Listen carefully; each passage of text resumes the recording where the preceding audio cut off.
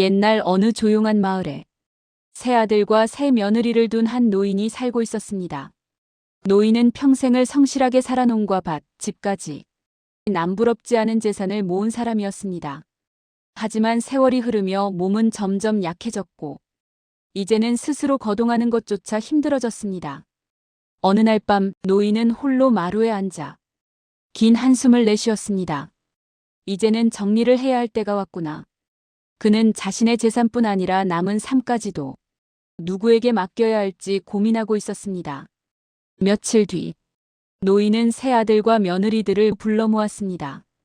그 사이 묘한 긴장감이 흐르고 있었습니다. 큰아들과 둘째 아들은 이미 서로 눈치를 보며 앉아 있었고 며느리들의 눈빛에도 기대와 욕심이 섞여 있었습니다. 노인은 입을 열었습니다. 내가 이제 늙어서 더 이상 혼자 살 수가 없게 되었구나. 잠시 말을 멈춘 노인은 하나씩 재산을 나누기 시작했습니다. 큰 며느리에게는 논과 밭을 주겠다. 그 말을 듣자 큰 며느리의 얼굴에는 미소가 번졌습니다. 둘째 며느리에게는 이 집을 주겠다. 둘째 며느리도 숨기지 못한 기쁨을 드러냈습니다. 그리고 마지막으로 말했습니다.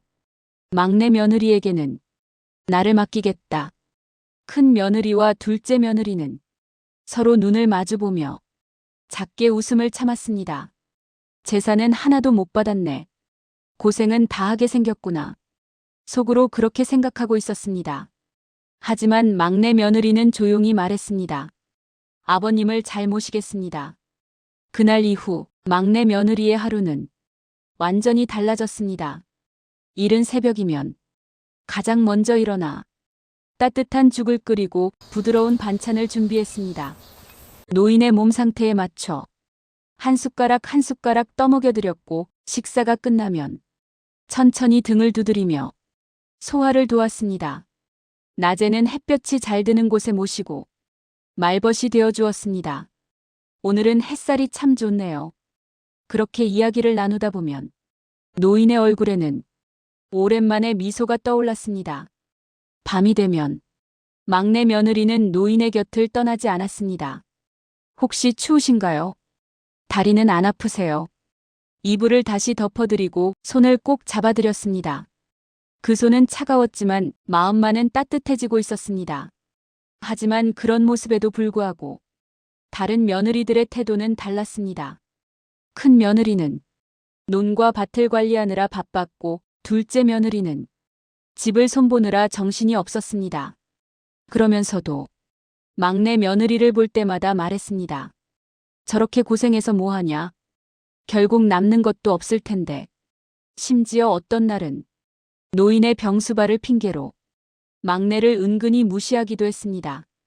하지만 막내 며느리는 그 어떤 말에도 흔들리지 않았습니다.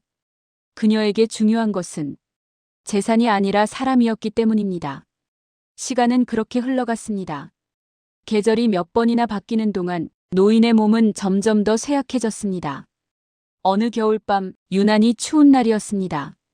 노인은 막내 며느리를 조용히 불렀습니다. 얘야. 네, 아버님. 막내 며느리는 급히 달려와 손을 잡았습니다. 그동안 많이 힘들었지.